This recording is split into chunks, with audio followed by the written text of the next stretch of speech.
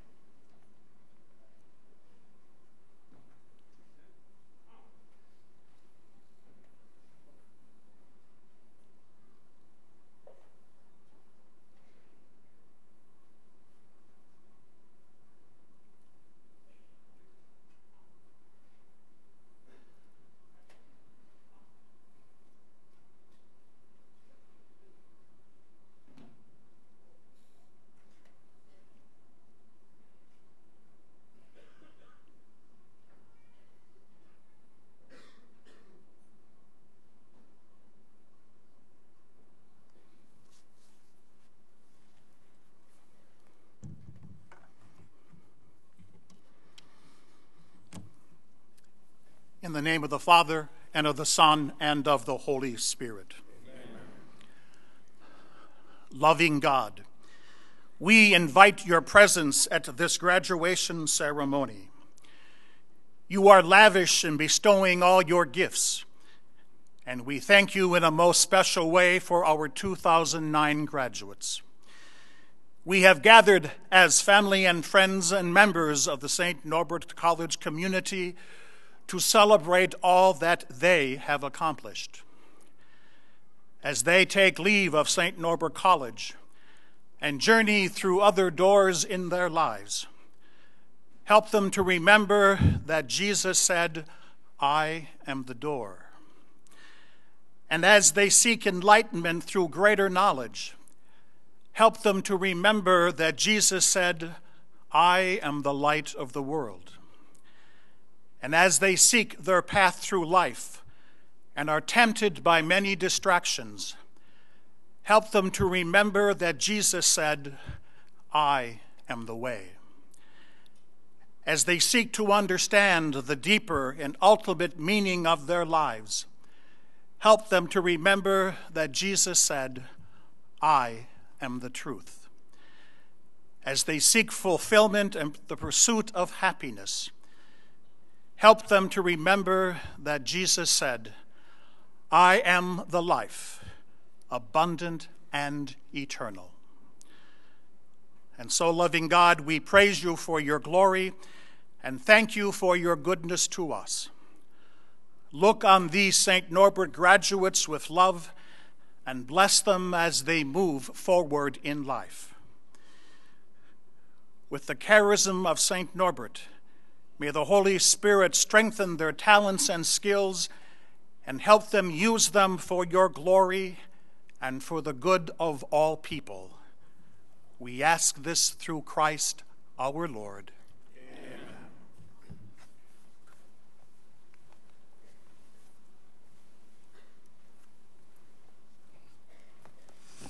Please be seated.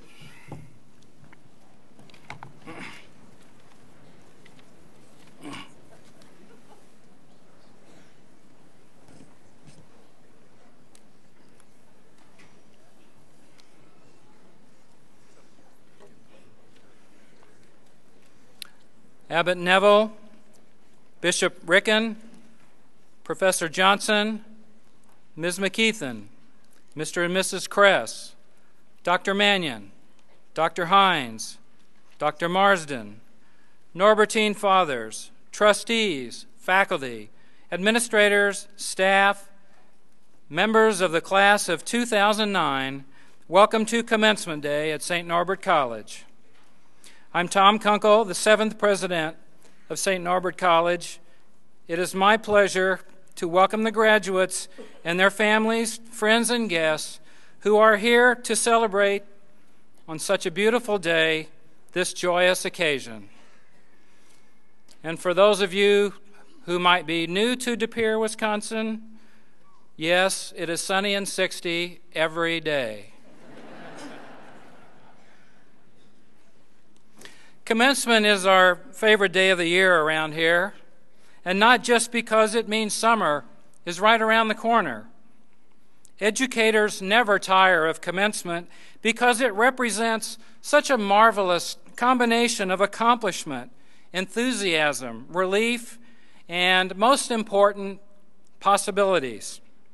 It is the ritual that across the centuries has testified to the fact that what is supposed to happen at a college has happened, that knowledge and experience and life lessons have been transferred from the old to the young, that another enthusiastic class is going forth to carry our values around the world.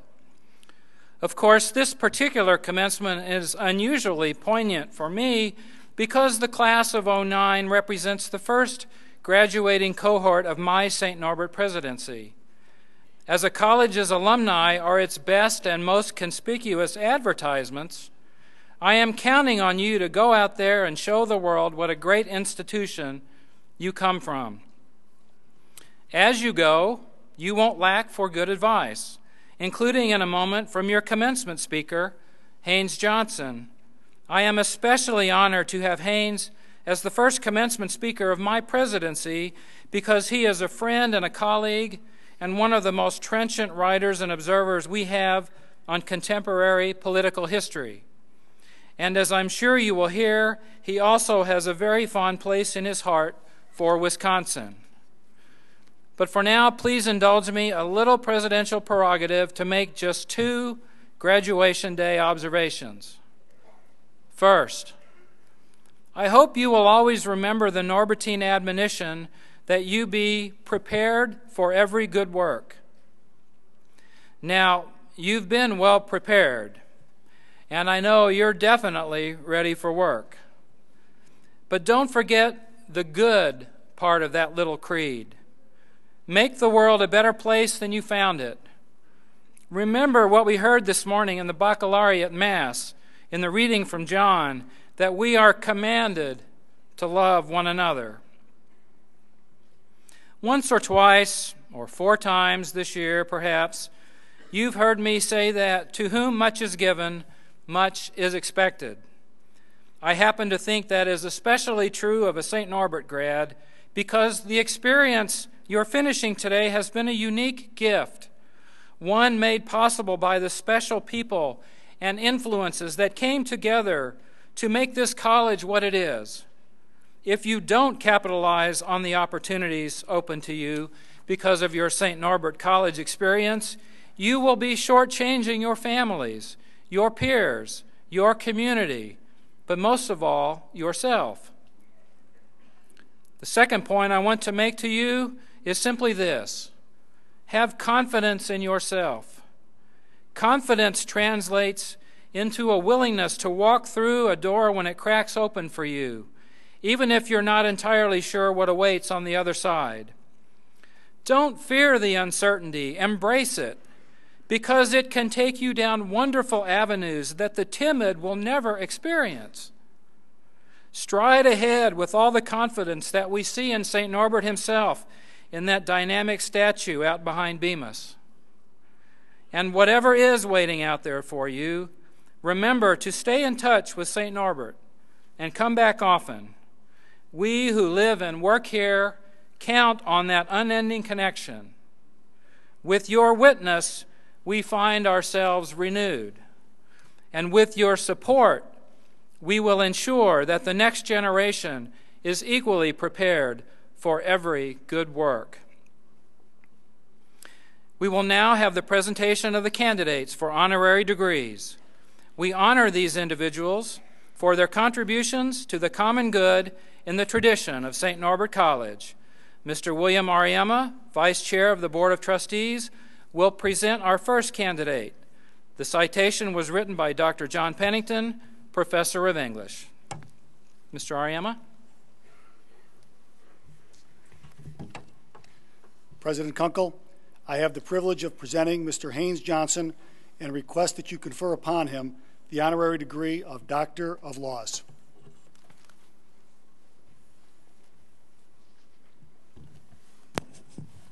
The citation reads, "We are told not to judge a book by its cover, but surely we can make some observations about Haynes Bonner Johnson, a recipient of an honorary degree from St. Norbert College, from the books that he read as a young boy.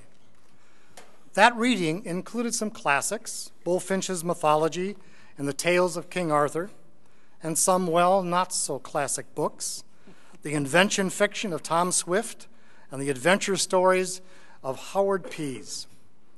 Though Mr. Johnson had an 11 p.m. reading curfew, we can imagine him, flashlight in hand, devouring the exploits of Pegasus and Percival and the plots of Tom Swift and his wizard camera on the high road to adventure. This love of reading has served Mr. Johnson quite well. Not only did he read an eclectic array of books, he started writing his own stories in the 6th grade to entertain his classmates. This writing habit has become second nature to Mr. Johnson, who has penned narratives that have defined the American political landscape for well over 40 years. His skill as a writer, whether he's labeled journalist or historian, is his ability to tackle thorny issues and make them accessible to the average reader. He cites Henry Adams of the Education of Henry Adams fame as his favorite historian. Haynes Johnson may indeed be a combination of Tom Swift and Henry Adams. The following are titles of books that he has authored or co-authored: Dusk at the Mountain, The Negro, the Nation, and the Capital, 1963. The Bay of Pigs, the leader story of Brigade 2506, written in 1964. In the Absence of Power, Governing America, in 1980. Sleepwalking Through History, America in the Reagan Years, 1991. Divided We Fall, Gambling with a History in the 90s, which was published in 1994. And The Best of Times, America in the Clinton Years, in the year 2001. While this list is impressive, it's also highly selective. Currently, he is completing a book with Dan Balls of the Washington Post on Barack Obama's roller coaster ride to the presidency. As he says, being informed is very hard work. He lists two key qualities that define a writer: tenacity and stubbornness. Another he mentions is stupidity, which should resonate with every practicing writer. His tenacity has served him well in a variety of positions. He served in the U.S. Army in Korea from 1952 to 1955. He pursued then an advanced degree in American history and honed his writing skills at the Wilmington News Journal. He later became the national correspondent for the Washington Post, where he was stationed from 1969 to 1994. In 1996, as a reporter for the Washington Evening Star, Mr. Johnson won the Pulitzer Prize for his newspaper articles on the civil rights struggles in Selma, Alabama. He's also a dynamic teacher, having taught journalism at Princeton, Berkeley, George Washington University, and he is now the Knight Chair at the Philip Merrill College of Journalism at the University of Maryland, where his seminars on public affairs journalism are very popular. If that's not enough, you may have spotted him over the years on Washington Week in Review, The Today Show, or The News Hour with Jim Lehrer. Wisconsin is a second home to Mr. Johnson. His master's degree in history is from the University of Wisconsin at Madison, and he remembers his days at the state capitol fondly in a recent book, The Age of Anxiety, McCarthyism and Terrorism, which was published in 2005. Mr. Johnson traces the impact the infamous Wisconsin senator continues to have on America's politics of fear that often divides the nation and challenges our democracy. He is no stranger to St. Norbert College. In 1997, Mr. Johnson delivered a Lewis Miller Memorial Lecture with the title Civility and Tolerance at the Millennium, which puts him in the ranks of other luminaries such as Arthur M. Schlesinger Jr., Elie Wiesel, Gary Wills, and David Halberstad, who have also presented in this lecture series. Recently, he worked with Thomas Kunkel, our own Thomas Kunkel, at the Philip Merrill School of Journalism. So welcome home, Mr. Johnson. Haynes Johnson cites his parents, Emmy and Malcolm Johnson, as key influences in his life. He also credits his spouse, Catherine Oberle, also a graduate of the University of Wisconsin at Madison, and a judge on the District of Columbia Court of Appeals. In 1949, Malcolm Johnson, affectionately called by Haynes as Mike, won a Pulitzer Prize for a series of articles entitled Crime on the Waterfront. It was a series of investigative articles for the New York Sun. Malcolm and Haynes remain the only father and son team to win the prestigious Pulitzer Prize. These articles became the basis for the Academy Award-winning movie On the Waterfront, which was released in 1954, and which also garnered a young Marlon Brando a Best Actor award. As Brando mumbled with angst-ridden intensity, "I could have had class. I could have been a contender." Throughout his illustrious career, Haynes Johnson has been a class act, a heavyweight contender in American political thought. St. Norbert College, we therefore ask you, President Kunkel, to confer upon him the degree Doctor of Laws. Thank you. Thank you, Dean Marsden and Dr. Pennington. By virtue of the authority vested in me by the Board of Trustees of St. Norbert College, I hereby confer upon you, Haynes B. Johnson, the degree of Doctor of Laws, honoris causa, and invest you with this hood in the insignia colors of the college. Congratulations on that.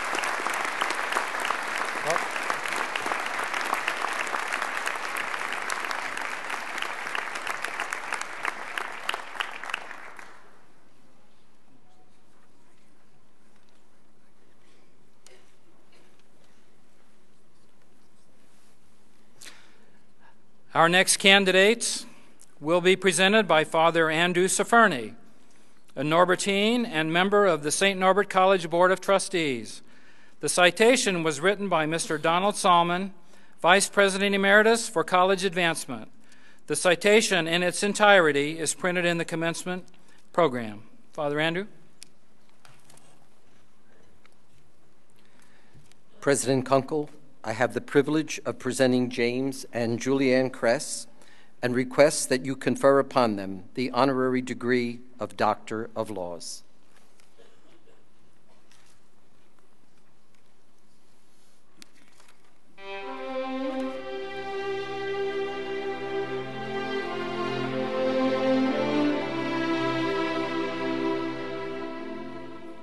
Every society must, for its own good, celebrate the qualities it values most highly, and ceremonially recognize the men and women who embody those qualities. It is for this reason that we recognize James and Julianne Kress for their high standards and distinguished attainment. Jim and Julianne Kress are exceptional community leaders and servants. They are spirited, magnanimous, zestful, and generous. To their every community effort, they bring the highest order of intellect, sturdy social motivation, and commitment to pursue good purpose. They are problem seekers and problem solvers. They initiate and accept change. They communicate and influence. They are calm, but they are not complacent. And their name is synonymous with integrity and rectitude. To use popular terminology, they are star performers. They know that the human mind is an instrument of soaring possibilities and soared limitations. Through their support of St. Norbert College, the University of Wisconsin-Green Bay, and the University of Wisconsin-Madison, they have chosen to help young people reach out to the galaxies, as it were. They know in their hearts that over the long haul, what we do in education has the greatest relevance to building the kind of society we want.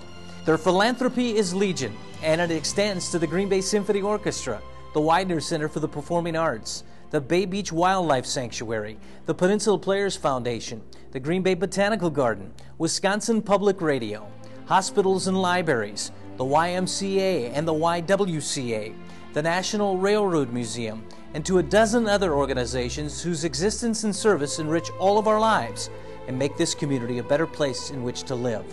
Jim and Julie are generous with their time as well as their resources. Julie is active as a trustee of St. Norbert College and recently served as the trustee representative on the planning committee for the inauguration of the college's 7th president. She generously shares her time and talents by serving on the boards of a number of other local organizations. Jim formerly served on the Board of Trustees of St. Norbert College and is now a trustee emeriti.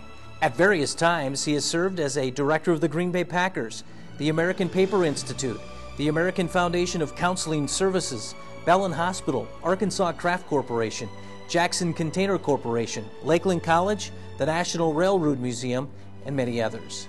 Both Jim and Julie have received numerous honors and recognitions for contributing countless hours, expertise, and financial support to nonprofit organizations.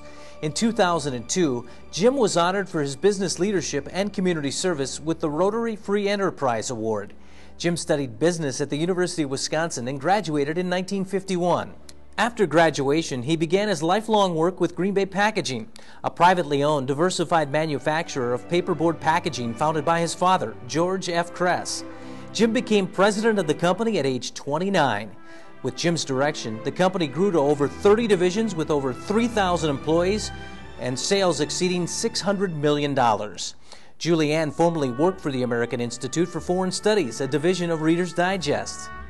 Both Jim and Julianne have led full, active, and productive lives, and during most of their time together, they have enjoyed skiing, sailing, fishing, golfing, and tennis. With lives so full of achievement, it is difficult to distill years of work and service into a few words. But let it be said that Jim and Julie have never stinted in giving their utmost to the promotion of truth, goodness, and beauty.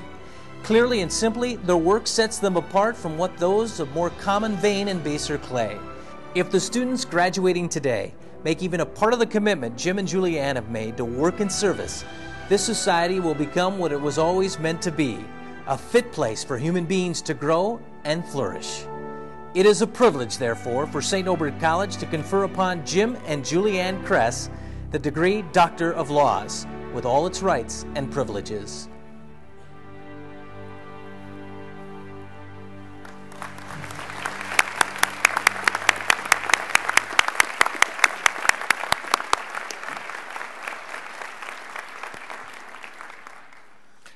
Thank you, Father Safferny and Don Salmon. By virtue of the authority vested in me by the Board of Trustees of St. Norbert College, I hereby confer upon you, James and Julianne Kress, the degree of Doctor of Laws, honoris causa, with all its rights and privileges, and invest you with this hood in the insignia colors of the college. Congratulations.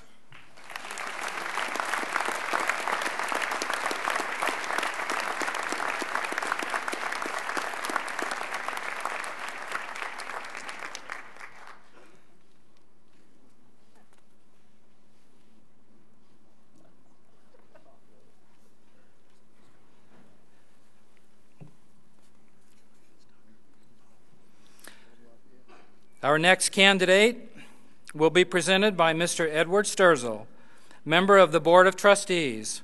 The citation was written by Dr. Joy Paul, Assistant Professor of Business Administration. The entire citation is printed in the commencement program. Ed?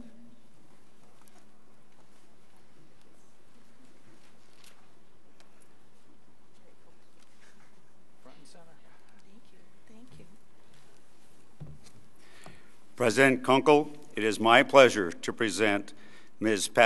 Patricia Brash McKeithan and ask that you confer upon her the honorary degree of Doctor of Law.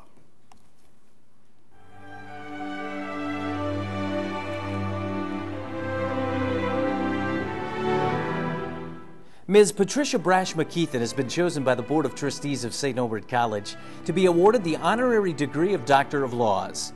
Ms. McKeithan's life and work has served as a living example of the Norbertine values and ideals. Patricia Brash McKeithan was born in Carmel, California, but as the oldest child of a career U.S. Army officer, Patty and her family called many different countries home. By the time she was 18 years old, she had lived on 3 different continents. With her family thousands of miles away in Seoul, Korea, she began her freshman year at St. Norbert College, and the Norbertine community became her second family. After earning her degree in history from St. Norbert College in 1971, Ms. McKeithan went on to work at a business college in Milwaukee and then spent most of her business career at Miller Brewing Company. During Patty's formative years, a love of learning had been cultivated, and while at Miller Brewing Company, she declared her interest in learning something new and taking on a different challenge. She moved into the marketing area at Miller and earned a master's degree in marketing communications at the University of Wisconsin-Milwaukee. Eventually, she was asked to take over the corporate affairs department, which included not only government affairs, but also corporate and marketing communications, consumer affairs, media relations, philanthropy, and community relations at the Miller headquarters and for their 7 manufacturing facilities around the world. When asked to consider some of her proudest professional accomplishments, she points to the many talented, dedicated people whom she hired while at Miller and to Miller's responsible drinking program, which was designed and implemented during her tenure. In 2000, Ms. McKeithan became just the 2nd female corporate officer in Miller Brewing Company history. The May 5, 2004 issue of the Milwaukee Magazine named Patricia Brash McKeithan as one of the most powerful women in Milwaukee. Power in the hands of Patty McKeithan is a good thing. She has taken on leadership roles in numerous community and civic organizations. Ms. McKeithan served on the board of directors for many regional organizations, including the Milwaukee Public Museum and Summerfest. Recently, federal judge Rudolph Randa appointed Ms. McKeithan to the merit selection panel to assist the court of the Eastern District of Wisconsin in the reappointment of magistrate judges. Ms. McKeithan is the recipient of numerous community awards, and in 1998, she was inducted into the YWCA NYC Academy of Women Achievers. It seems fitting that a pivotal day in the life of Patricia Brash McKeithan came on a wintry day in 1990, when the chairman of Schlitz Brewing Company and president of Tamarack Petroleum Company came across town to meet with her to discuss the corporate sponsorship of the Milwaukee Circus Parade. It was on that day that Patty unexpectedly met her match, Jack McKeithan, who would become her husband 3 years later. Patty and Jack share the same abiding commitment to one another, family, service, and community. Miss McKeithan has remained a part of her second family here at St. Norbert College since that fall day in 1967. She has served on the Board of Trustees at St. Norbert College since 1995. The Patricia Brash McKeithan Scholarship Fund has supported many St. Norbert College students and will continue to do so for years to come. In 1998, Miss McKeithan received the Alumni Business Achievement Award from St. Norbert College. Throughout Patty's lifetime of achievement and positive influence, she has embraced the values of mutual esteem, trust, sincerity, faith, and responsibility, while reserving a treasured place in her heart for her alma mater. St. Norbert College is proud to confer upon Miss Patricia Brash McKeithan the degree of Doctor of Laws, honoris causa.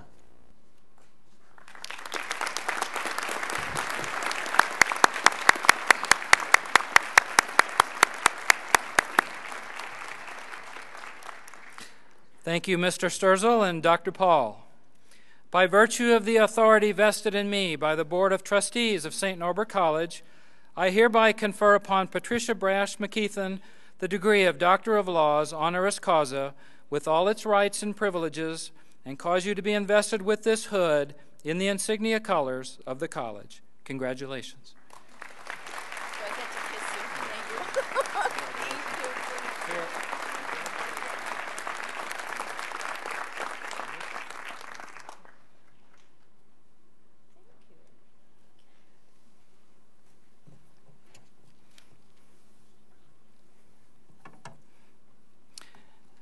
Now it's my distinct pleasure to introduce Mr. Haynes Johnson, who will give the 2009 commencement address.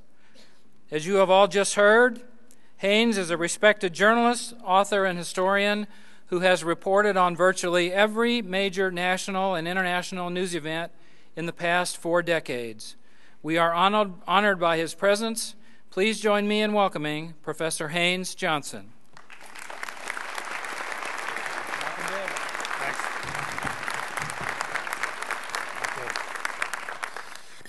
President Kunkel, distinguished faculty, honored family, guests, friends, and you, the graduates, congratulations, because this is your day, and nothing in the days and years to come will diminish your memories of this moment.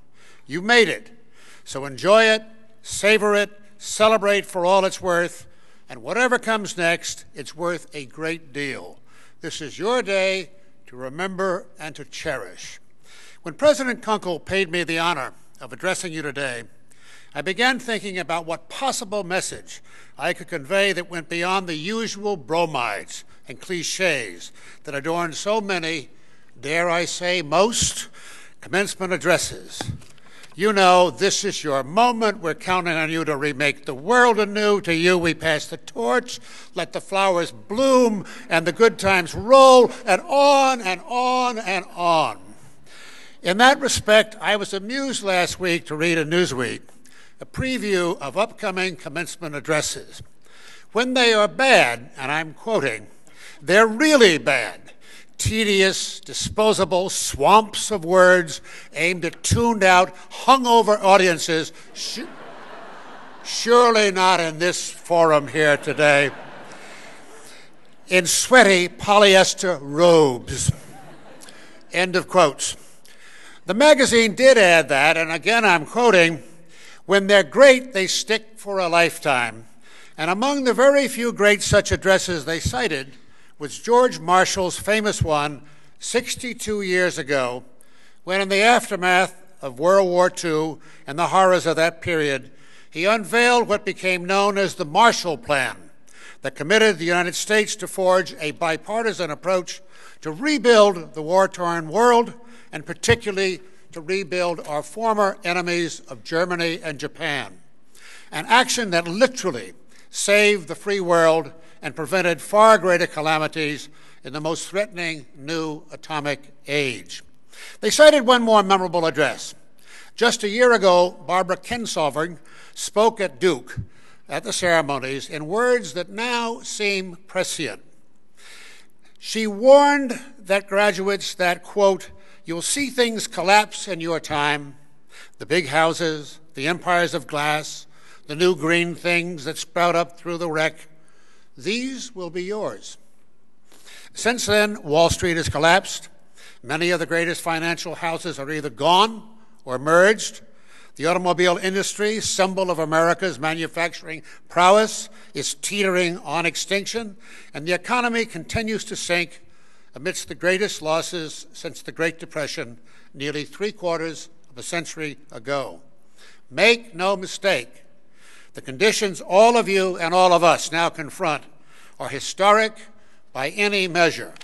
Turn on any TV or Radio 2 station, or pick up what remains of a dying newspaper industry, which I spent my life and my father before me, and you're instantly bombarded with dire reports. In just the last few days, you would have encountered grim reports like these.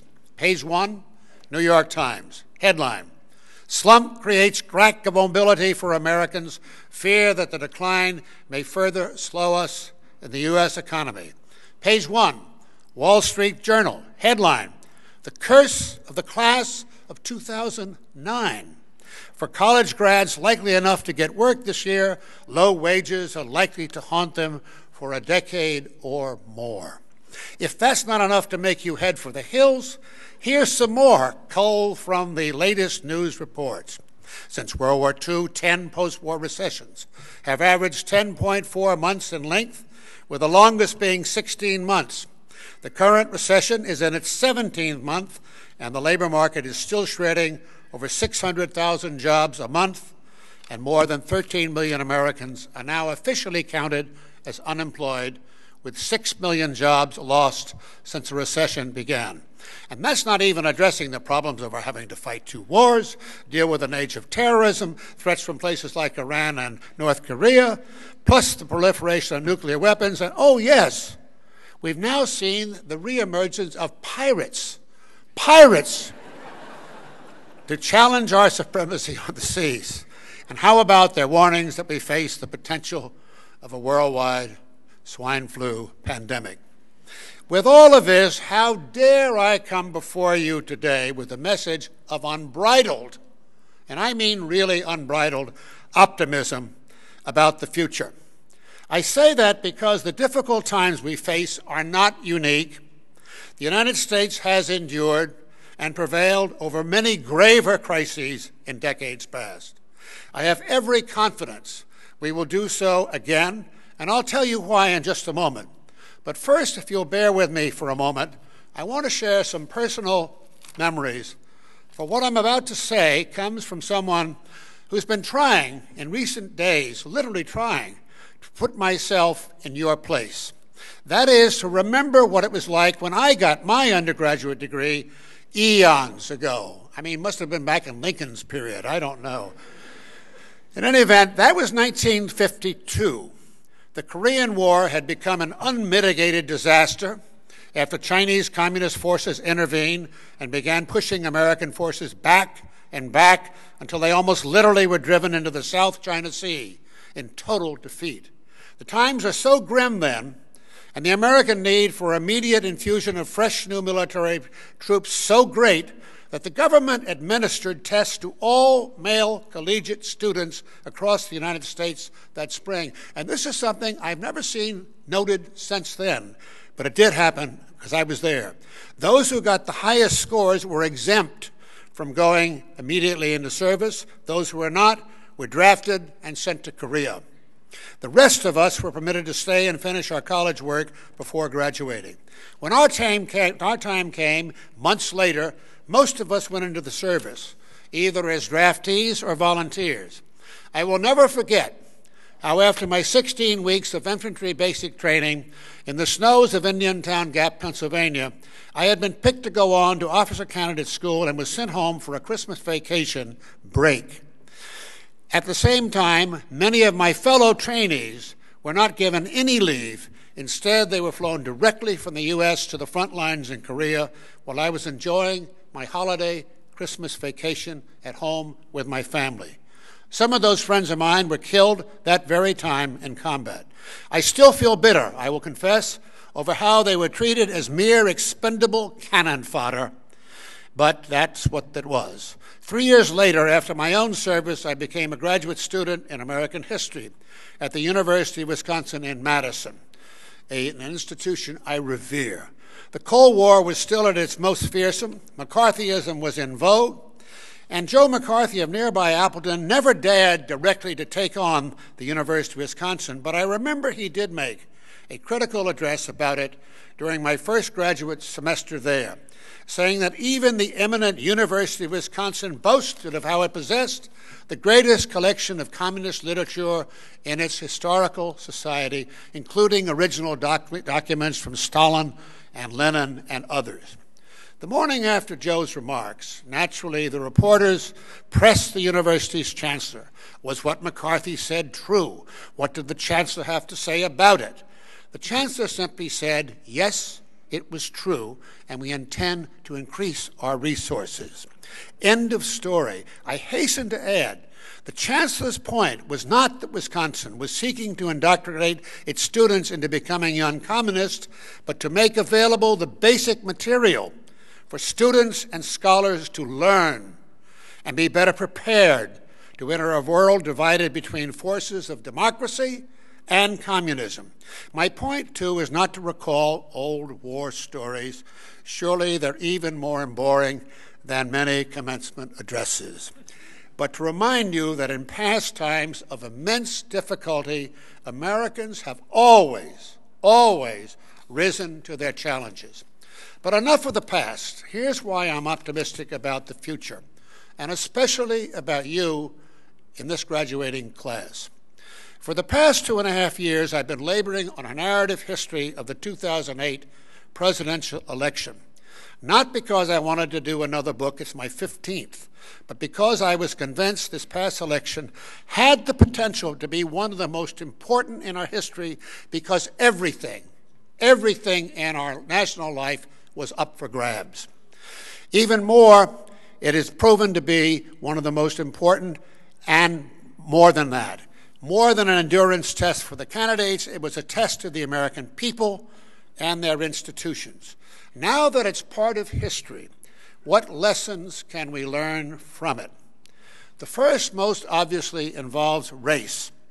Since 1619, when a battered Dutch privateer beat around Camp Henry, tacked slowly up the James River, and dropped anchor off Jamestown to deposit the first African-American slaves in America, race relations have affected the character of the United States more than any other factory. Black slaves laid the cornerstone for the White House and the Capitol, were sold like chattel in a huge slave market that stood on the site in Washington where today the National Archives now houses the Declaration of Independence and the Bill of Rights. Slavery became the source of bloodshed, civil war, discord, discrimination that plagued the nation throughout its history, dishonoring its professed democratic principles of equality.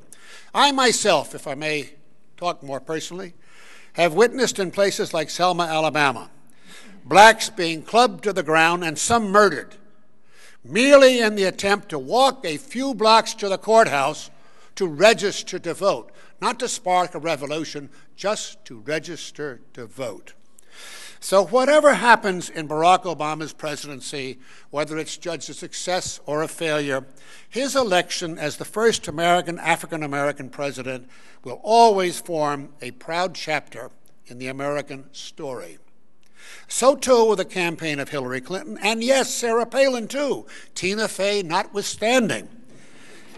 It showed that another scourge of American democracy, another blight, along with racism, sexism, at the very least is diminishing in our society. The cause of women's rights, especially their political rights, has been advanced. The glass ceiling has not been shattered, but it is certainly less secure, and it comes at a time when women have assumed far more vital roles in American society. Women today represent the greatest percentage of those attending college. And I noticed at breakfast this morning in the Green Bay paper, it cited the graduation ceremonies of the University of Wisconsin graduates yesterday there, and it said that 69% of the undergraduates were women, 80% of the graduate degrees were women. So it's your time. Go grab it as you go forward. And it's true that what we see in the role of women in the professions, from lawyers to doctors to scientists and researchers, they now comprise more than half of those entering those fields. Then there's the role of government itself, all the more critical now because of the economic collapse and the intervention by Washington to fashion a remedy. Economic warning lights were flashing red for months, if not years, before the collapse of the markets. And that raises the far more complex question of what the appointed watchmen were doing during that period. And what was the proper role of government? Not big, small, liberal or conservative government, but government that works. Government in which people have confidence, at the least. The economic confidence that we now seem to have shattered in the public consensus about following a deregulatory model of government. It's not clear whether we want to return to a new era of larger government, or, as I hope devoutly, to the principles of government as the neutral umpire, one that strives to allow opportunity to flourish, risks to occur, but one which also establishes supervision and regulation to keep the system from self-destructing as it has done recently. And that brings me to you and your role. If I'm right, the United States is at one of those hinge moments in history where a period of reaction and self-indulgence, selfishness and corruption is replaced by one of reform.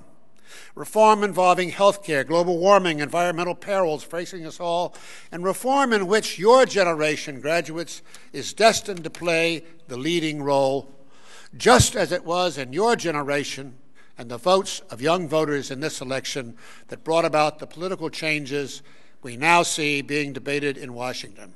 Debates about striking the proper balance between public and private service. We need both public and private to be successful. We need both to work together, just as we needed the bipartisan spirit that led to the passage of the Marshall Plan so many decades ago.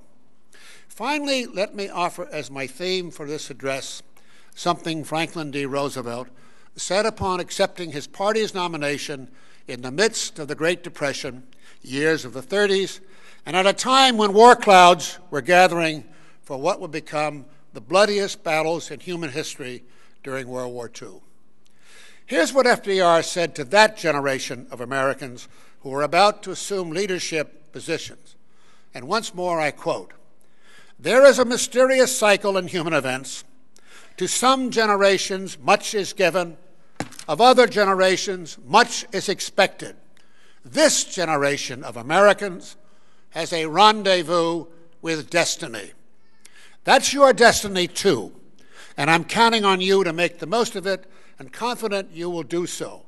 And I say that for a lot of reasons, not naively, I'm sure, because when I drove around your wonderful campus, this idyllic setting, almost perfect, removed from trouble, the Fox River, beautiful buildings, great campus, and I watched your procession today coming in here, I was thinking to myself, this is exactly the kind of place that you can take from and build a new future and a better time for the country. Because this is an institution that incorporates values, community, service, serving others, and successful for all of us, not just for one of us.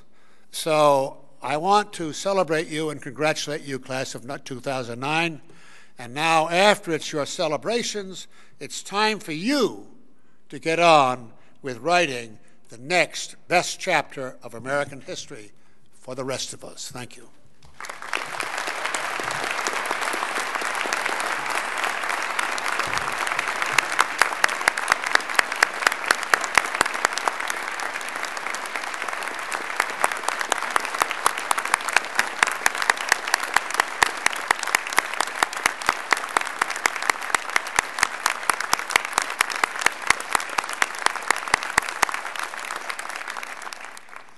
Haynes, thank you so much for sending off our graduates on such an inspiring and erudite note.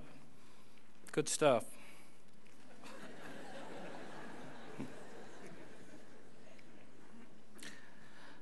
I now request authorization to confer the Master's and Baccalaureate degrees from Mr. William Auriemma, Vice Chair of the St. Norbert College Board of Trustees. Bill? Mr. President, the Board of Trustees of St. Norbert College hereby authorizes you to confer upon these qualified candidates their respective master's and baccalaureate degrees. The candidates for degrees in course will be presented by Dr. Michael Marsden, Dean of the College and Academic Vice President. President Kunkel, it's my privilege to report to you that the candidates here assembled have qualified for their degrees by having successfully completed the curriculum of St. Norbert College. They have been recommended by the faculty to be awarded the appropriate degree in recognition of their academic accomplishments. At the Academic Awards Dinner hosted by the Dean's Office annually in April, the summa cum laude or honorees were recognized by the faculty chair in a special manner for their superior academic achievement and having earned a cumulative grade point average of 3.90 to 4.0. They were presented with a medal designed by the world-renowned artist, Gino Weinert. Mr. Weinert is a master in the field of goldsmithery as well as a painter and sculptor. Several of Mr. Weinert's original enamel works can be seen in the Galleria Moderna of the Vatican Museum. Will all the candidates for degrees please rise? Please.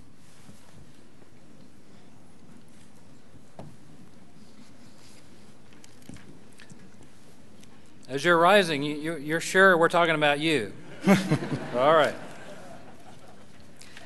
By virtue of the authority vested in me by the Board of Trustees of St. Norbert College, and with the approval of our distinguished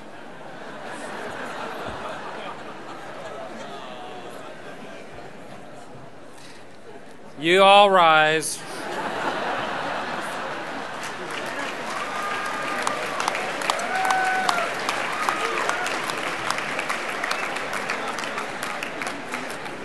Well, not you. See what I started, Mike? Yes, I see.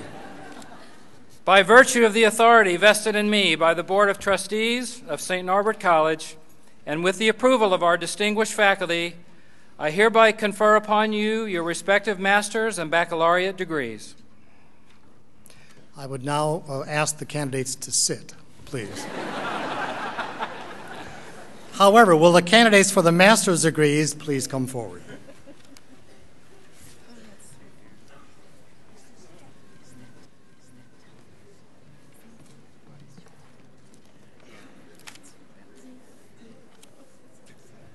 President Kunkel, these are candidates for the degree Master of Theological Studies. Carrie A. Amers. Carrie A. Arnold. Michelle Marie Becker.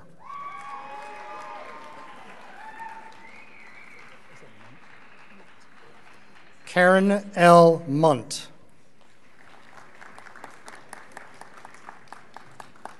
Dr. David Duquette, Associate Dean of Humanities and Fine Arts, will now read the names of the candidates for the Bachelor of Arts degree.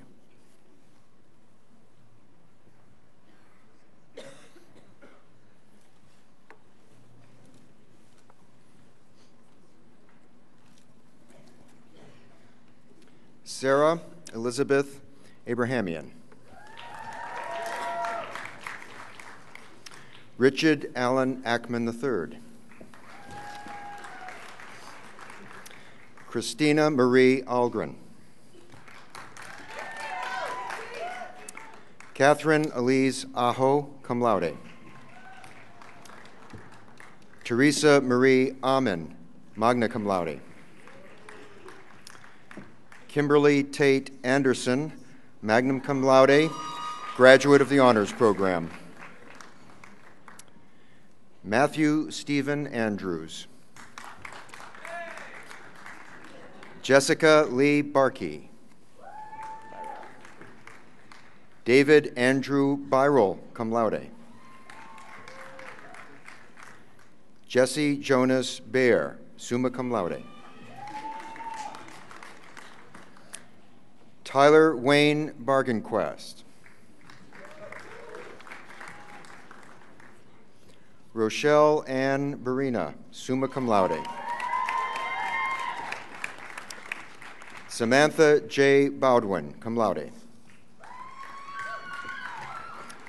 Kristen Mallory Bauer, cum laude. Megan Maeve Beaupre. Andrew Martin Beal. Ann Ellen Berkovitz. Patrick Joseph Beer. Courtney Lee Bees, cum laude. Amy Elizabeth Beaver, summa cum laude. Brett Elmer Burkholtz. Stephanie Ann Birmingham, cum laude.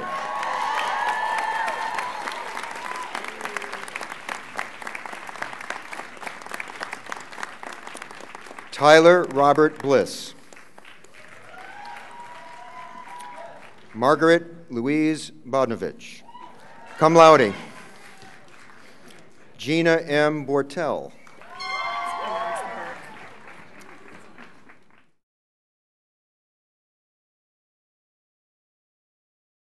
Laura Marie Bork, cum laude. Ellen Marie Brabender, summa cum laude. Teresa Ray Broderson. Ethan Joseph Brown. Judy Ann Brown. Emily Elizabeth Buckley. Jennifer Marie Bursch, magna cum laude. Andrea Lee Burmesh, cum laude. Anthony J. Cacciatore. Elizabeth Marie Campbell. Jordan Lee Caphart. Katie Suzanne Casebolt.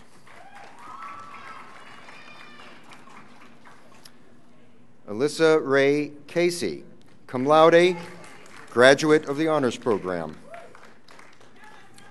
Gabriel B. Castro, cum laude.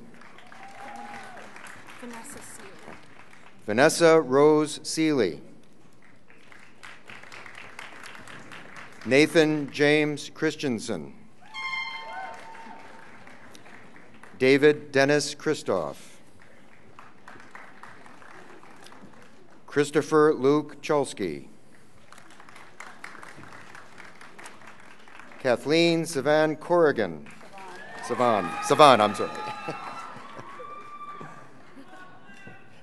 Travis Edward Cottrell. Mary Kathleen Corsi. Robert John Kovac II. James Michael Cox. Emily Audrey Sarnik Niemeyer, magna cum laude. Brian Corey Dom. Stephanie Christina Del Santo. Laura Marie Damon, cum laude. Laura Catherine Dean, cum laude. Danielle Lynn DeGroot, magna cum laude. Megan Kelly Diener. Stacy Ray Durbick. Joseph Raphael Deschênes. Michelle Marie Deutsch, magna cum laude. Alexandra Elizabeth DeWald. Kyle Michael Diedrich, cum laude. Corey Michael DiGiovanni. Teresa Rose Dobie-Hall, magna cum laude. Michael David Dowden, magna cum laude. David Clayton Dow, cum laude. Emily F. Drain, cum laude. Megan McGarry Engsberg, summa cum laude. Marjorie Ray Ennenbach. Susan E. Ernst, summa cum laude. Elizabeth Lee Ertmer. Elizabeth Ann Fair, cum laude. Erica Ann Fatigato. Corey Joe Firestein. Ryan Patrick Finicky.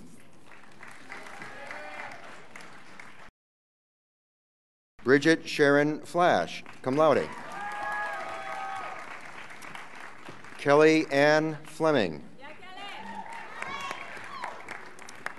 Matthew Douglas Fox. Carrie Kelleher Frake. Caitlin Ann Fremming, magna cum laude, graduate of the Honors Program. Christine K. Garton, cum laude. I forgot my slip, but that's fine. Elizabeth Ann Gartland. Ashley Marie Garvey. Jeremy John Gazella. Kristen M. Glaudmans, cum laude. Sarah Margaret Goodman, summa cum laude. Ashley Day Graybill, cum laude. Adam R. Grindy, cum laude. Colin S. Gulling. Mandy Elizabeth Hogg. Callan Corrine Harding. Matthew Ralph Haroldson. Jeremy? Jeremy Dean Harvancic. Ashley Marie Hawes. Laura Catherine Hine.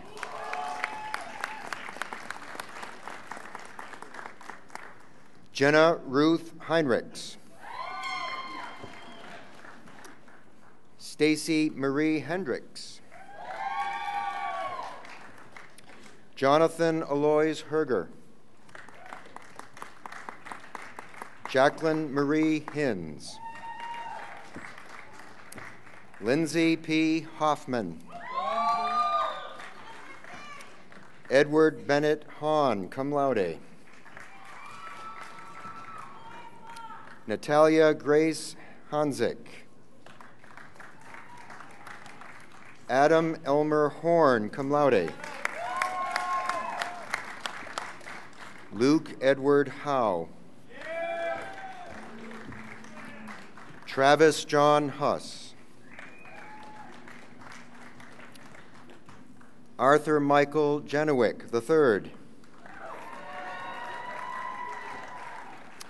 Benjamin Thomas Jensen. Alexander Jacob Jeske. Amber Gail Johnvin. Brittany Burns Jungbacher. Chelsea Capitan Daniel.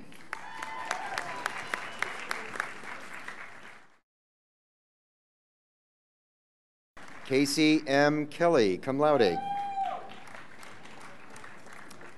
Jacob Eugene Kempowski, magna cum laude. Gary B. Kempinen. Amanda Ruth King, magna cum laude. Danielle Jo Klaus. Andrea Marie Klicka, summa cum laude. Amy Marie Goebel Knudsen. Angela Marie Knudsen, cum laude. Lindsay Alicia Keppel. William John Karinko, cum laude. Crystal Gail Kosak, cum laude. Catherine Anna Crazen, magna cum laude.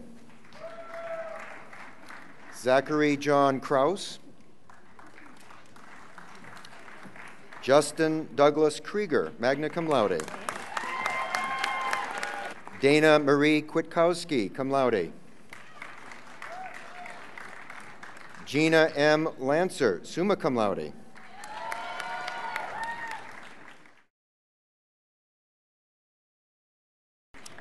Patrick Michael LaPaz, summa cum laude, graduate of the Honors Program. Desiree Leona Larson, magna cum laude. Chelsea Rose Leahy, cum laude, graduate of the Honors Program. Lindsay Ann LeBeau, cum laude. Kay Helene Lechner. Victoria May Lefebvre. Colin Patrick Lano. Jamie Marie Leist. Jordan F. Lentz. Gina Marie Leonardelli, cum laude. Jessica Marie Lococo. Brian Burnell Luth.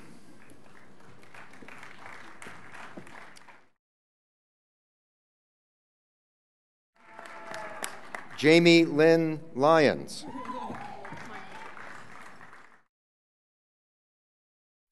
Linda Susan Meyer, cum laude. Kara T. Mikulski. Neil John Melachewski, I'm sorry. Lauren Marie Marciano. Stephanie Elizabeth Maurice.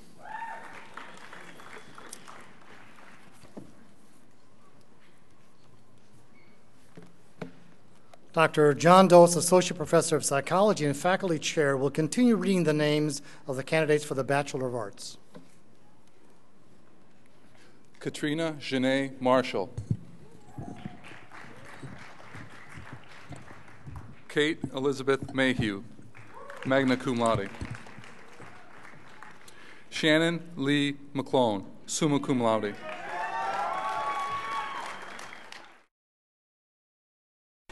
Rachel Ann McDonald, cum laude. Kelly Brenna McHugh.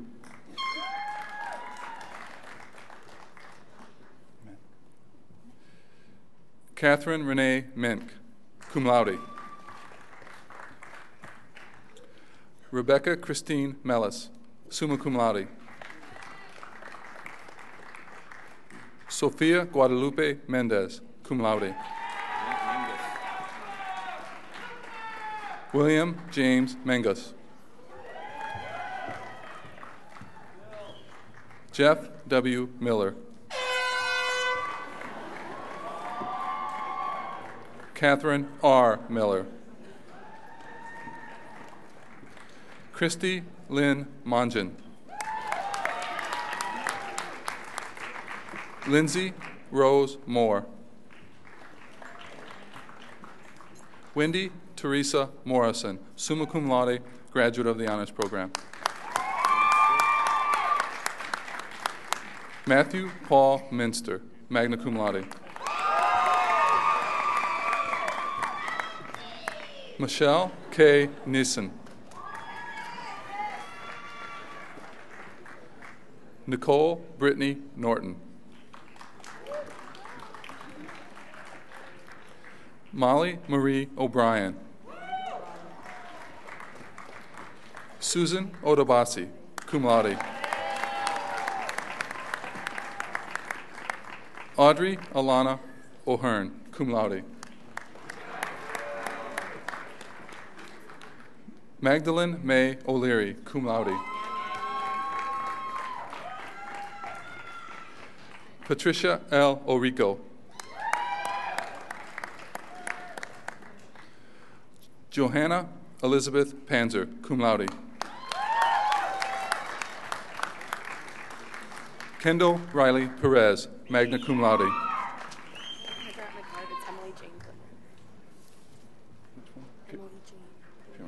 Emily Jane Perman. Katie Jordan Peterson, magna cum laude. Sarah Elizabeth Petratus. Sarah Ashley Phelan. Amanda Ashley Poyer. Sarah Ronnie Pop, cum laude. Cassandra Tori Powers.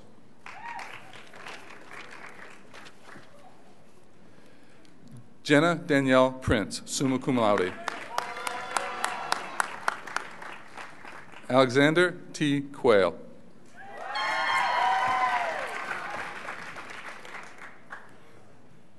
Erica Lee Redmond, cum laude.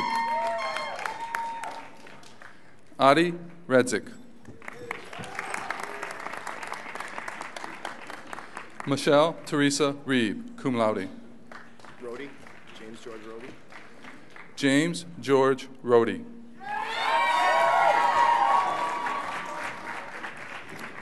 Kristen Marie Rosato.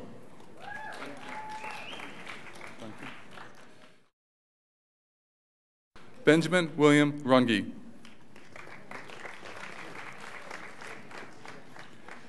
Joseph Robert Sams, cum laude.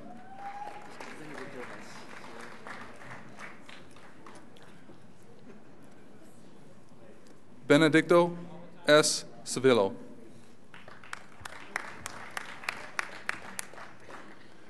Jennifer Marie Sharonbrock, cum laude. Sarah Lynn Schmidt, summa cum laude. Christine Mary Ellen Schmitz. Jeffrey Richard Schneider. Heather Elizabeth Schulze, magna cum laude, graduate of the Honors Program. Ashley Ann Seawald, magna cum laude.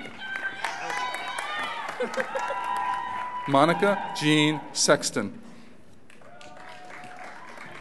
J. Muse Seymour.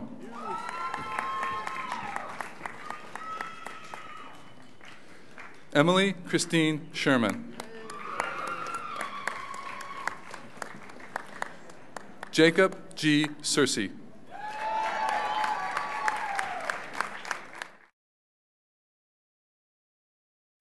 Bethany Faith Skorick. Amanda Lee Smith, cum laude.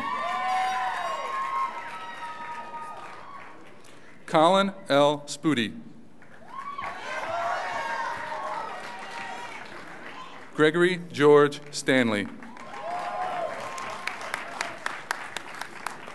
Elizabeth Marie Stefik. Amy Lynn Sturks, cum laude. William Wayne Stevens.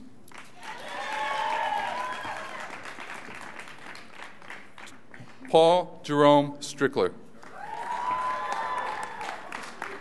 Matthew John Sullivan. Samantha Jo Sullivan, cum laude. Stacy Marie Shapensky, cum laude. Molly Jane Templeton, magna cum laude.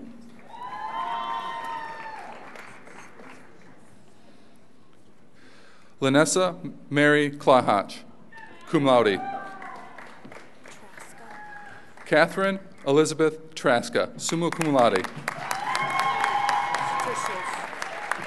Cindy Tertios.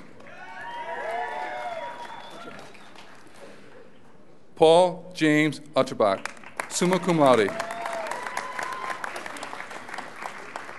Scott Allen Vanderloop. Jessica A. Van Hout, cum laude. Sarah Rose Van Straten. Jordan Robert Votter, cum laude.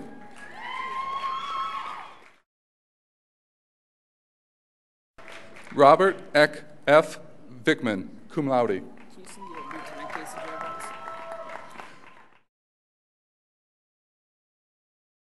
Lieutenant Casey Joe Voss, cum laude. Laura Nicole Warzeggers. Lieutenant Daniel Todd Ward.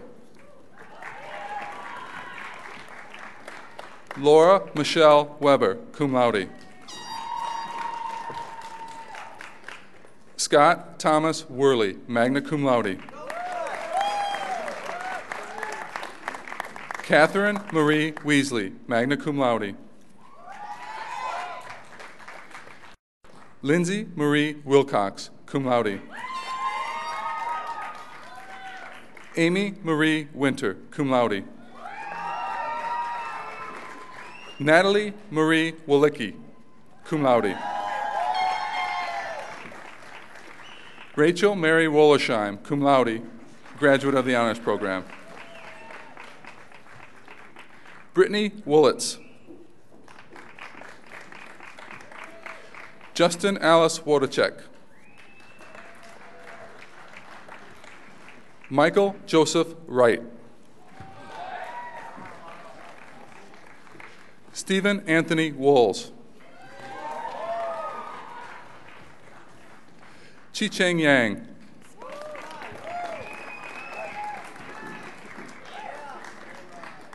Rika Zenia. Michael Joseph Zera.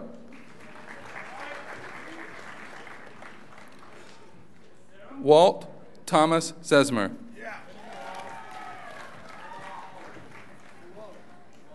Elizabeth Suzanne Zolecki. Diane Nancy Zorden. Dr. James Benton, Associate Dean of Social Sciences, will now read the names of the candidates for the Bachelor of Business Administration degrees.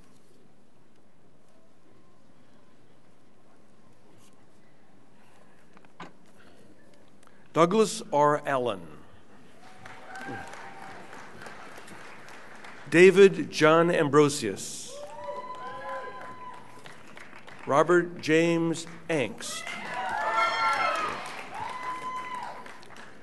Michael Pierre Audet. Therese Marie Banasek. Lucas Martin Bartel. Jose M. Bracco. Joseph F. Brash. Brash. Claire Marie Broad. Heather Marie Brosig. It's Bittner. Bittner, thank you. Michael Patrick Bittner. Julia Katie Campbell. Brian Michael Sieplick.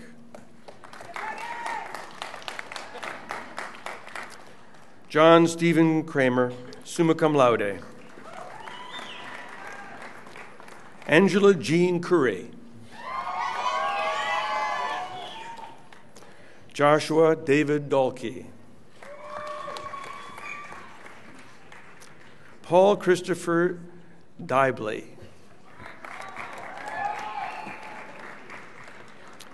Casey Colin Delger. Renee Louise Delsart, cum laude. Eric DeSalvo.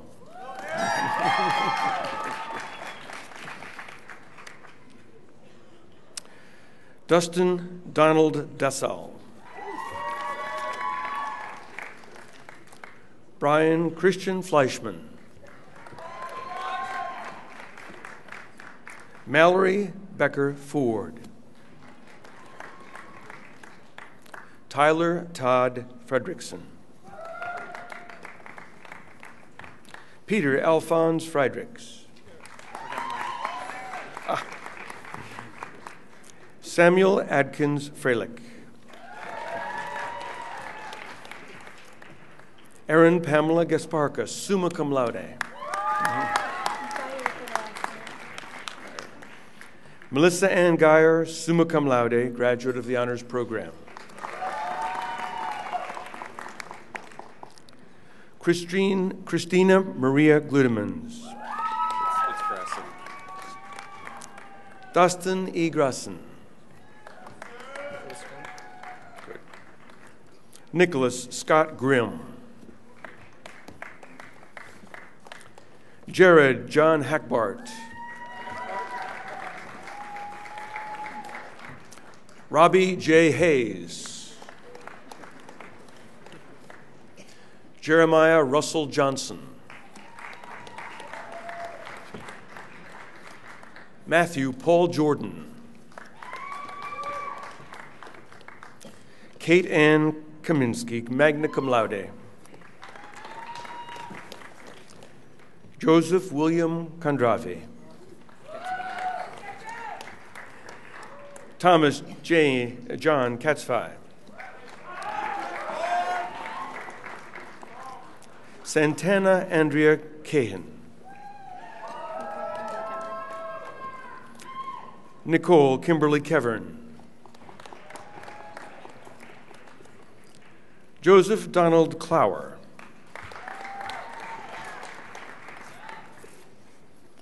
Eric Allen Knudsen. Elliot George Krakora.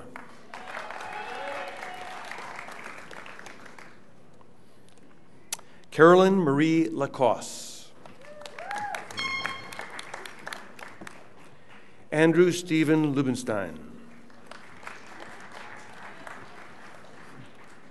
Christy K. Lakey. Crystal Marie Ledvina. Joanna Elizabeth Mamayak. Joshua James Marks.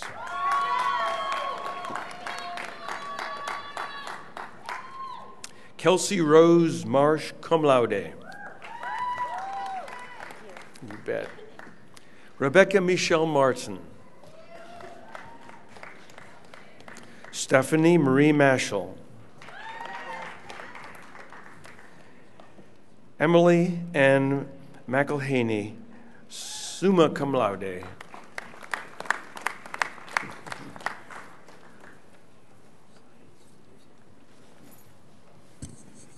Dr. Anindo Chowdhury, Associate Academic Dean, will continue reading the names for the candidates Bachelor of Business Administration.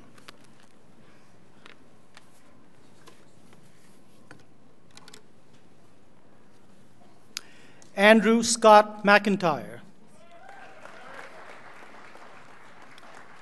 Melissa Ann Meyer.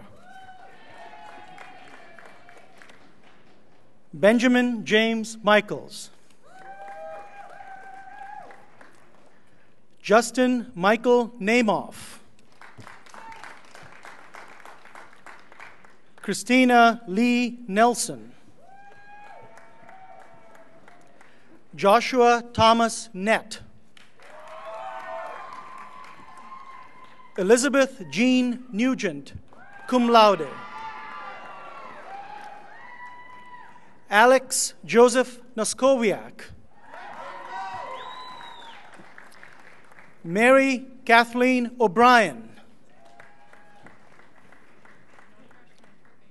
William Bruno Orion. Krista May Pasco. James Robert Patterson. Ryan Everett Peterson. Stephen James Petrie. Benjamin Charles Petrie. Andrew J. Phillips, cum laude. Emily Ann Pigeon. Ryan Nicholas Prom. Megan Ann Quinlan. Andrew John Rankin, summa cum laude. Jennifer Jessie Rollin. John Edward Riley III. Catherine Marie Raymond. Alyssa Rose Roff. Stephen Matthew Satula. Kimberly Brooke Sawyer. Lauren Marie Schachtschneider. Daniel Stephen Schaefer.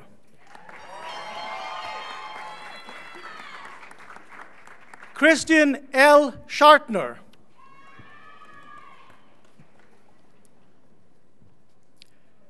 Michael Joseph Shesky, magna cum laude. Timothy Joseph Shinkton.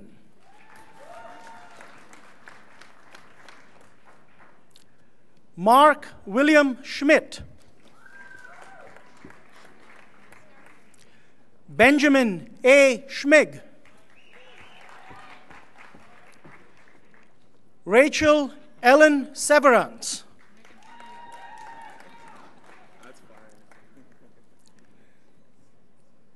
Jonathan Paul Skoog. Stephen Michael Sleep, magna cum laude.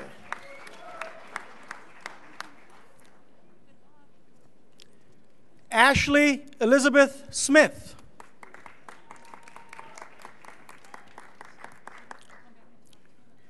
Morgan K. Strasser.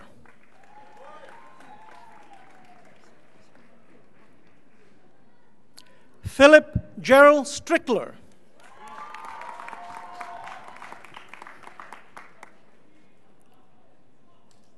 Connor Patrick Thornton.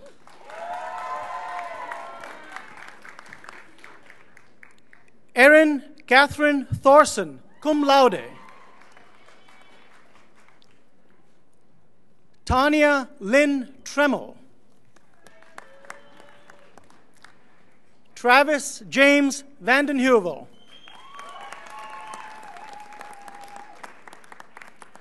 Ryan M. Vandermeer. Tanner John Voss.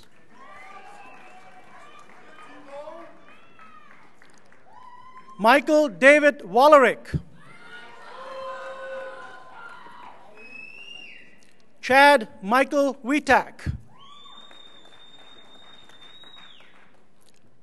Weston Todd Zuliger. Nathan Wayne Zunker, cum laude. And now, ladies and gentlemen, receiving the degree of Bachelor of Music are the following recipients. Allie Amanda Block.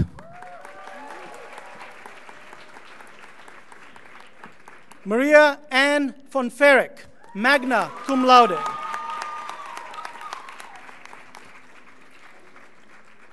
Shane Michael Johnette, cum laude.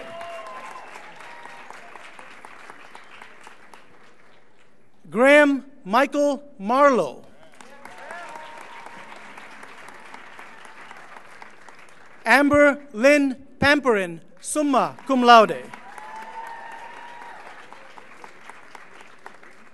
Bradley Robert Vanden Branden.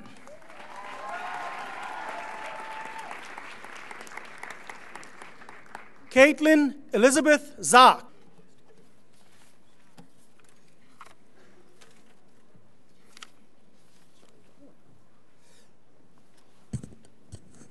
Dr. Larry Scheich, Associate Dean of Natural Sciences, will now read the names for the candidates Bachelor of Science.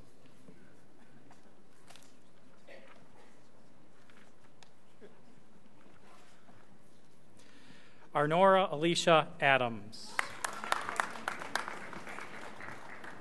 Casey Michael Bailey. Francis Joseph Beaumier, summa cum laude, graduate of the Honors Program.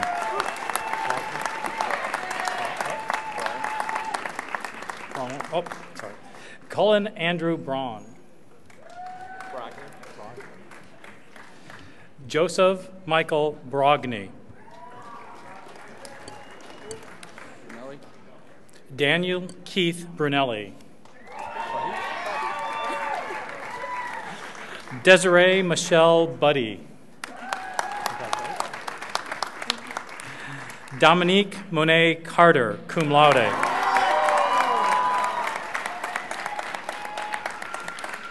Brandon John Clemens.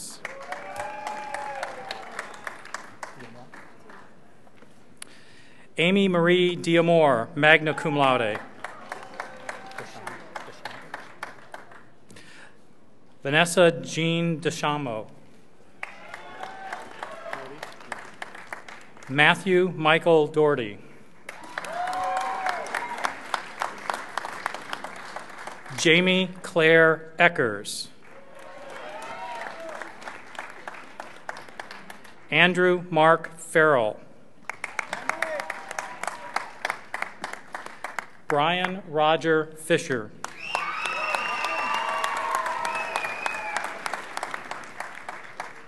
Christina Ann Fliss. Stephen William Gale, summa cum laude, graduate of the honors program. Brandon Martin Jego, cum laude. Tawny Ray Glazier. Katie Marie Haynes, summa cum laude. Sean Colin Hanrahan. Yep. Matthew Lee Colshire, magna cum laude. Lucas John Caberline, cum laude. Ryan Wayne Kurzweil. Stephanie Diane Klepfer. Matthew Patrick Conup. Ryan Allen Craning, summa cum laude. Congratulations. Alyssa Marie Kurth, summa cum laude. Von Wong Lei, summa cum laude. Christopher Michael LeClaire. Jing Lee, cum laude. James Richard Lindoff. Ryan Patrick McDonald. Laura Marie McLaughlin, cum laude. Ryan Taylor McLaughlin, cum laude. Keely Elizabeth Meyer, magna cum laude. Stephanie Jean Miller, summa cum laude. Andrew John Knackers. Seth Robert Oberschlake, summa cum laude, graduate of the honors program. Michael Brian Otzelberger.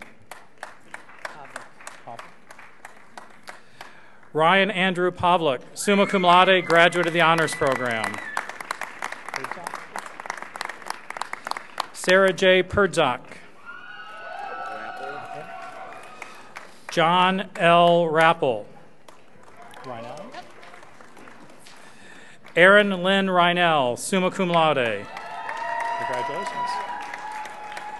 Megan Leah Schemmel, summa cum laude. Daniel Allen Schick. Sarah Beth Schultz. Andrew Dale Seltzer. Samuel John Spencer, cum laude. Good job. Sarah Ann Sullivan. Michael Andrew Shadkowski.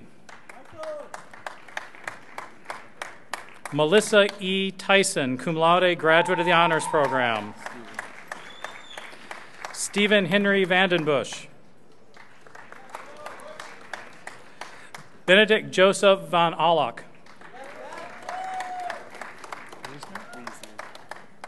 Daryl Andrew Wiesner, summa cum laude. Benjamin Richard Wisely, summa cum laude, graduate of the Honors Program.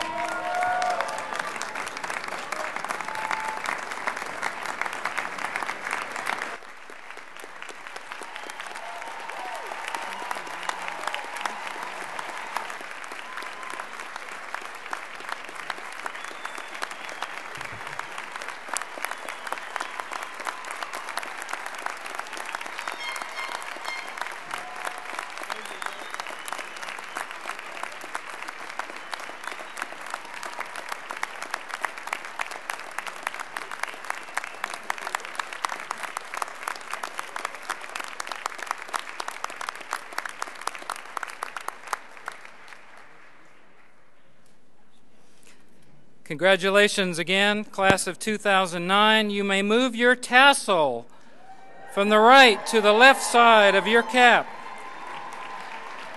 as a symbol of having received your baccalaureate degree.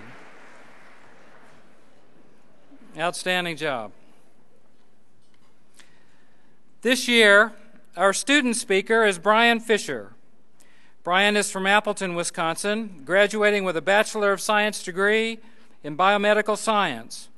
While attending St. Norbert, Brian was very involved in student life, serving for 2 years on the Residence Hall Association Executive Board. He was a resident assistant, assistant hall director, and associate hall director. He will be moving to the North Chicago area to attend the Rosalind Franklin Medical School to pursue a career in podiatry. Please welcome this year's student speaker, Brian Fisher.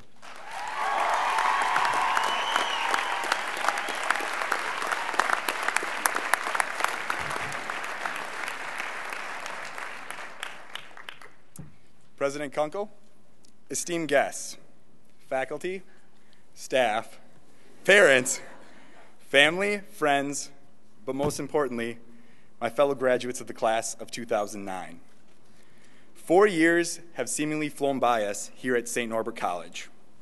It feels like only a few months ago we were sitting in Old St. Joe's Church as our summer first-year experience mentors were introduced to us to the theme of jock jams. So much anticipation of what was to come and the friends we would make consumed that entire event. Today, we sit here as another landmark class graduating from this excellent institution. The question I ask of you right now is this: what change has occurred since we first arrived here on the S&C campus? In reflecting, please remember, today is a celebration of the changes that have occurred and an opportunity to look forward at what we will accomplish. It is a common saying in life that everything can change in a matter of seconds. A midterm is going so well, but then you get to the 15-point essay question asking you to describe the Keitel nitrogen analysis and how it relates to solving a problem in quantitative analysis, and you have no idea what to write. Your grade just changed in a matter of seconds. It seems that all hope is lost for your team to win the game, but then someone makes a miraculous play and you win by a point as time expires. The outcome of the game changed in a matter of seconds. It seems as though your housing situation for next year is going to be awesome. However, the group right in front of you picks the last house on 3rd Street and you're forced to live in Burke Hall again. Your living arrangement just changed in a matter of seconds. Although these events are minor in the grand scheme of things, the fact that your world can be turned upside down in a matter of seconds needs to be recognized. Since we arrived here roughly 4 years ago, we have had at least 128 credit hours of classes. Translating that into seconds, each of us has had approximately 7 million opportunities in the classroom to change in some way or fashion. However, as many of you realize, life at college encompasses more than simply classes. Our involvements on this campus have given us over 115 million individual chances to cause change. Within our years at St. Norbert College, our class has seen a lot of change occur. Administratively, we have seen the introduction of a new president to the college. There have also been many changes in the faculty and staff over the past 4 years. We have adopted a new green initiative on campus and have taken on a new mission statement and motto. A beautiful new library is currently being built, along with the new residence hall. In regards to athletics, we have seen a hockey team win the national championship.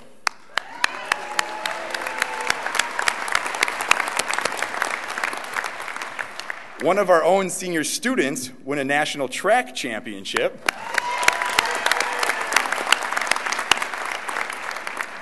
And now we are seeing the vision of a new outdoor sports complex become a reality. These accomplishments are a small list of occurrences, and I apologize for not mentioning more. But let's face it, there's not enough time in this commencement ceremony to mention all that the class of 2009 has accomplished. I know that individuals from this class have had a hand in every one of these changes, showing our dedication to changing our community here at St. Norbert College. Be proud of these accomplishments, knowing we are leaving this college reformed and refined for the future. The world-renowned author and doctor, M. Scott Peck, states that, and I quote, "The truth is that our finest moments are most likely to occur when we are feeling deeply uncomfortable, unhappy, or unfulfilled. For it is in only such moments, propelled by our own discomfort, that we are likely to step out of our ruts and start searching for different ways or truer answers." End quote. Without taking any kind of poll, I can guarantee that every person in attendance here today has had many of the moments Peck talks about in this quote. An obvious amount of growth occurs in the college scene due to classes, but those lessons only scrape the surface of what change has truly occurred within us. We all entered college as young men and women, wet behind the ears and eager to learn. There have been difficult times and fun times, and today we are leaving as trained citizens and as women and men ready to act. College has taught us to love ourselves, love our friends, and love our family. However, the struggles of college have also taught us to mourn. We, as a class, lost two amazing individuals along our journey here to commencement. Although both Andy and Kevin are not able to walk across the stage with us today, I know they were celebrating as each one of us received our diploma.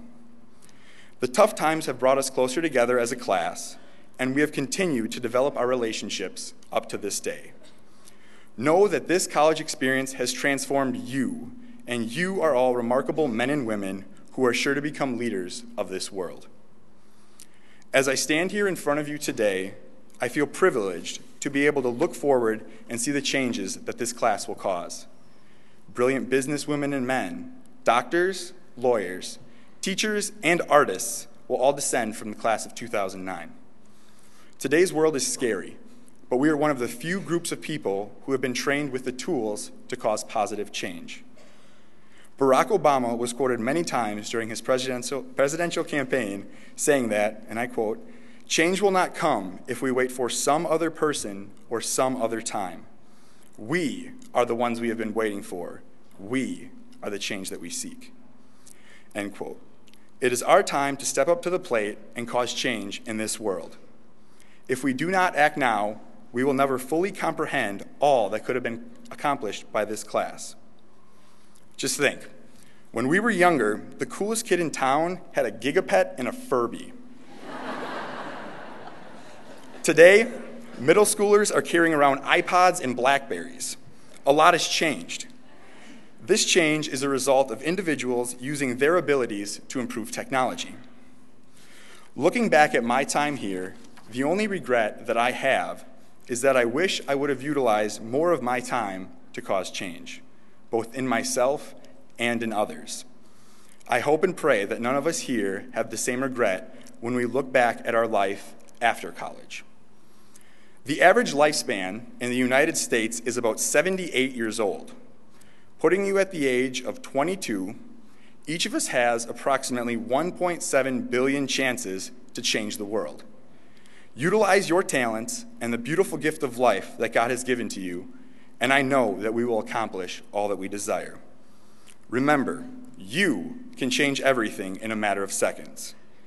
I will leave you today with one final quote from the remarkable Harriet Tubman.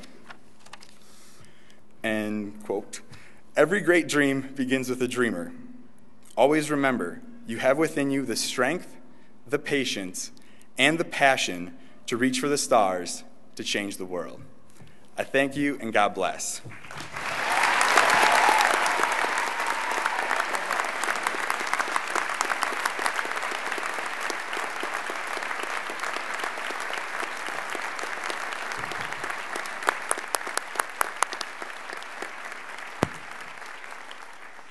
Nice job, Brian.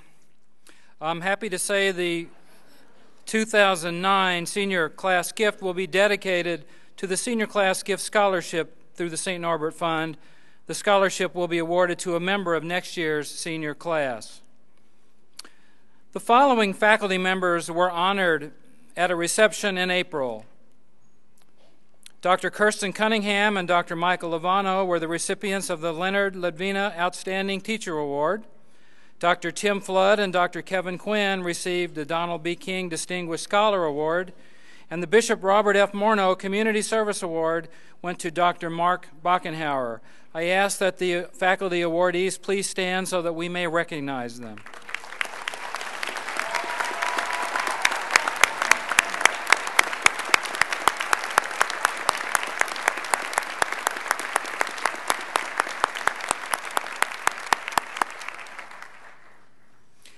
I'd now like to introduce Matt Sullivan, President of the St. Norbert College Alumni Board and member of the Board of Trustees.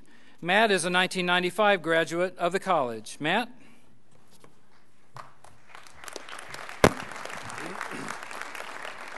Thank you, President Kunkel. Good afternoon, everybody. It is such an honor to be one of the first to welcome you into your new role here at St. Norbert College. You see, you are no longer students. You are now alumni. So welcome and congratulations.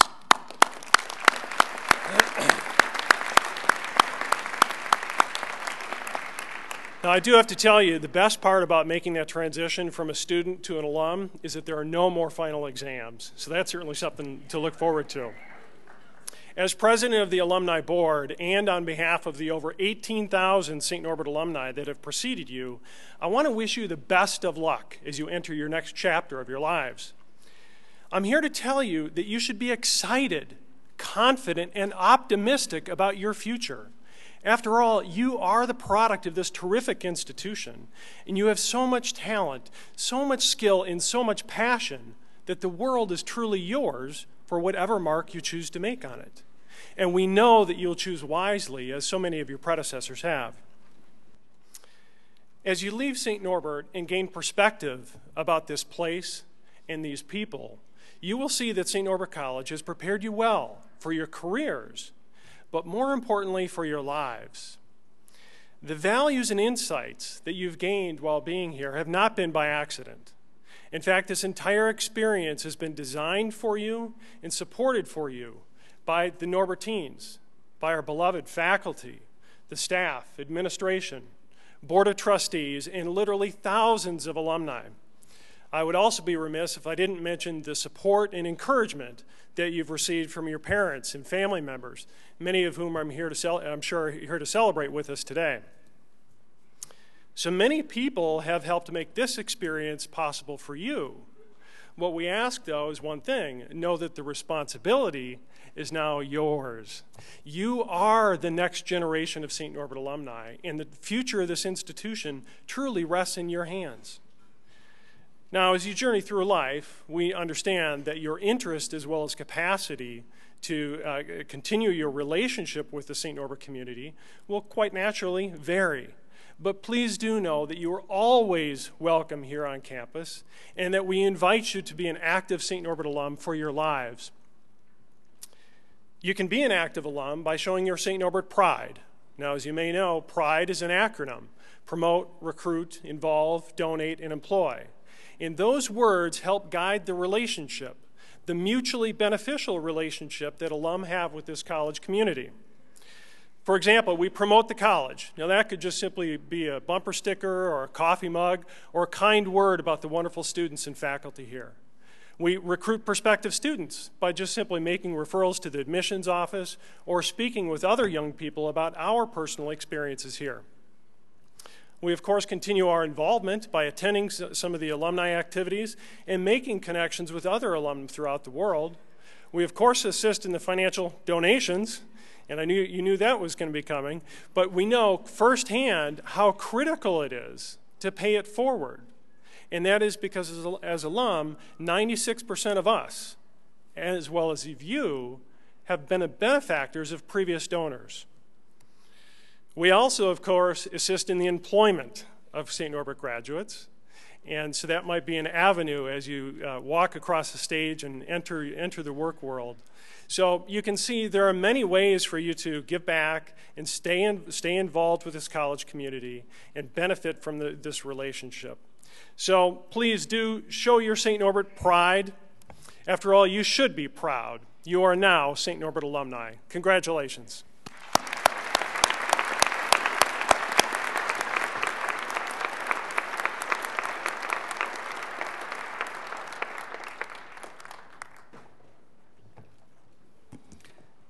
Thank you, Matt. Maria von Farrick, class of 2009, is the student honor conductor of the college band. Bradley Vanden Branden and the St. Norbert music faculty will now lead us in the singing of the St. Norbert College anthem.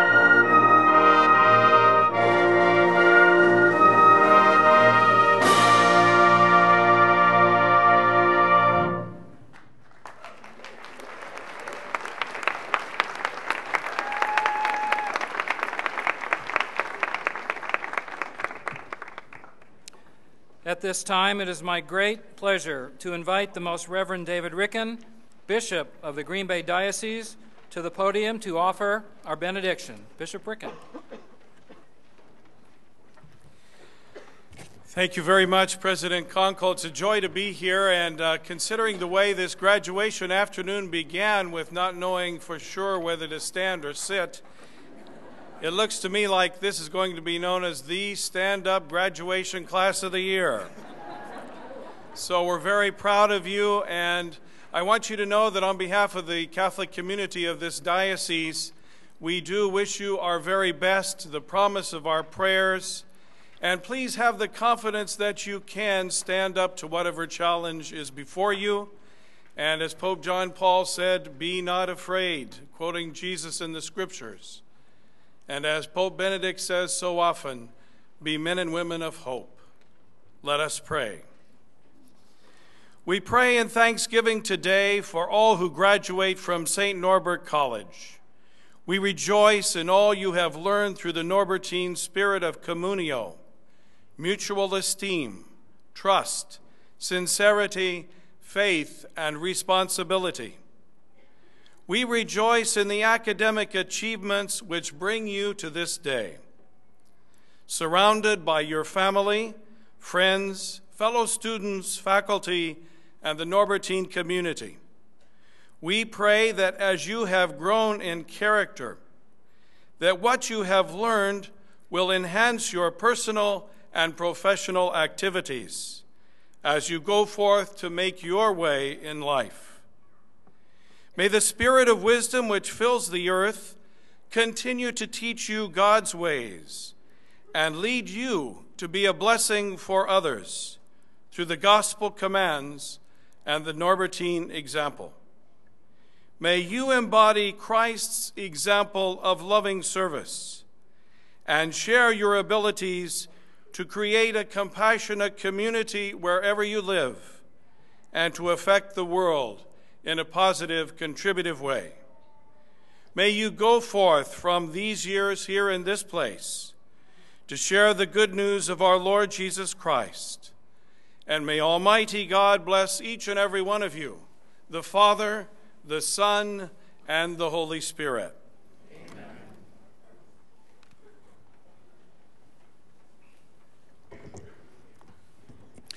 Thank you, Bishop.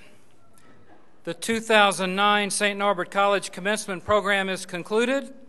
Please have a seat, and please remain seated until the platform party, the graduates, and the faculty have left their places. You are all invited to a reception on the Bayer Mall and in the Sensenbrenner Memorial Union immediately following this ceremony. Thank you and good afternoon.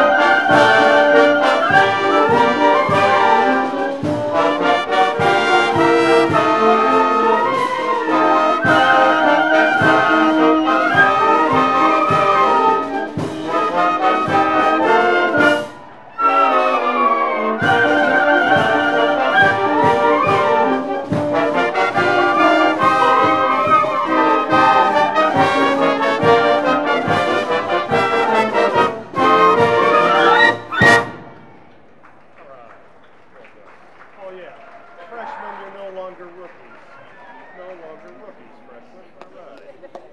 All right. Folders stay? Stay on the stand. Stay on the stand? Yeah. Okay. And make sure you have everything else. Okay. Well done. I'm sure the check's in the mail. Have a great summer.